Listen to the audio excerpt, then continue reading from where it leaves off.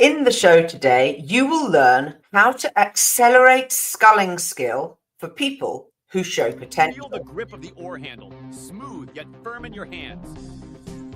Taste the salt of your own sweat and the occasional splash of water. It's all part of the journey. Welcome to another episode of Faster Masters Rowing Radio. Each week, our host, Masters Rowing Coach Rebecca Caro, dives deep into the world of Masters Rowing. Whether you're on the water or in the gym, join us to become a faster master. Let's go rowing. Well, hello everybody, and welcome again to Faster Masters Rowing Radio. I'm Rebecca Caro, and today I want to focus on a question that I received from a listener who says, how do you develop sculling abilities in those who show potential but aren't skilled enough yet to go in tippy singles?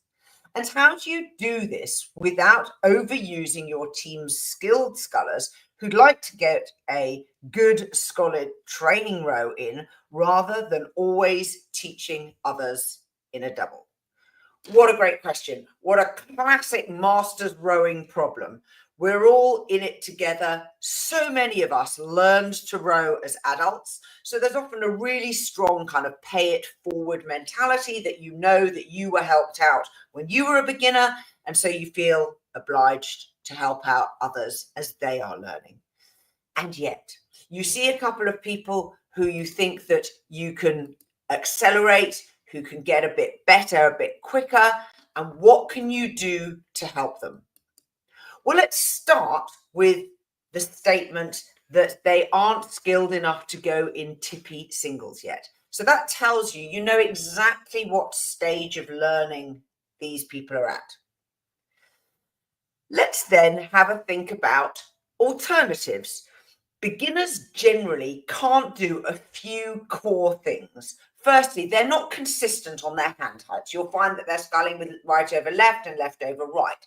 They're not nesting their hands tightly as they go through crossover, both on the power phase and on the recovery phase. You often find that they've got really poor timing. Sometimes they square early, sometimes they get to the catch and wait and then square and then put their blades in. Sometimes, you knock your handles at the finish and so they lose their timing consistency with the person they're following around the finish and onto the recovery. And many of them have very little concept of weight in the hand and how that affects the balance of the boat. So a bit of a laundry list there. What are the things then that we can do that can really help these beginners get going? So the first thing that I suggest is to put them into singles with pontoon floats. So these are the ones from Revolution Rowing. They're extremely good at giving some stability and balance without them falling in a single scull. And of course, the benefits of learning in a single scull is everything that happens is due to you. So if the boat lurches, it's what you did. It's not a compound of you plus other people. So there's an enormously fast learning curve. And since the brief today was how to accelerate sculling ability, I think these stabilizer pontoon floats are one of the best ways to go about it. I've been teaching a couple of people from my club in singles like this, and I find that very, very quickly they realize what is needed in order to get the boat balanced. And so the difference in learning in a single, albeit one where you've got stabilizers that you might set them really low so they're close to the water, they're resting on the water all the time. And of course, you can progressively raise them a bit like your parents did when they were teaching you to ride a bicycle and you had little stabilizer wheels. So you can raise them up so that the pontoon floats are above the water. And it's only when you do a misstroke that they hit the water and provide the stability. So I think that those are super, super useful. And I use them to teach stationary stability drills so that you learn the weight in the hand, squaring early, pause drills, legs only rowing so you get a sense of drive, square blade rowing because you can. So there's lots of reasonably good grounded technique that you can teach in these singles. The other super benefit of the singles is that it gets the athletes fit. They're heavy. You're adding probably, I don't know, 5 to 8 kilos to the mass of the single that they're already in. And they've got to propel the whole thing on their own. So they really begin to work out how to push their legs. And then they've got to sustain a 40-minute row, even if you do have lots of breaks and stops and turnarounds and chats. The other thing that's really good about putting them in singles is helping them to understand maneuvering and turning and staying in a straight line and being able to listen to the sound of the oars going in the water. And did you put one oar in before the other? And is that why your boat's going around in circles? All of these are really good learnings that help them to acquire boat control skills. When I worked with Marlene Royal, she told me she had a wonderful way of starting off the lessons that she does with her beginners. And she'd get all of the group in a circle in their singles with their sterns pointing inwards. And then if the group was small enough, which basically sort of 5 or fewer, you'd go together until your sterns touch. And she said it was like being in a bar and saying cheers to a friend. So that ability to turn your boat and work out which side to back and how to control the direction, how to back confidently. And I've taught people who are reasonably skilled scullers who have absolutely fear of backing a single scull. Now, if you can't back a boat down, you're really not very safe in a boat, even in a crew boat. And so that in and of itself is a really, really useful thing that you can do. Now let's move on to your helper fatigue. I totally get this. It is absolutely a challenge. Much as we love the people who are wonderful at helping, it's important to share the load. So in our club, we recently did a member survey, mostly around coaching and what coaching you wanted and what you liked, what you didn't like, and different formats and things. And as part of it, we asked the question about whether you would be prepared to help with the Learn to Row and the acceleration group, who are people we call new masters who are a year or so into the sport. And we got, some 7 or 8 people who put their names forward. And what's so good about that is some of them are only 6 months ahead of the ones who are in the Learn to Row program.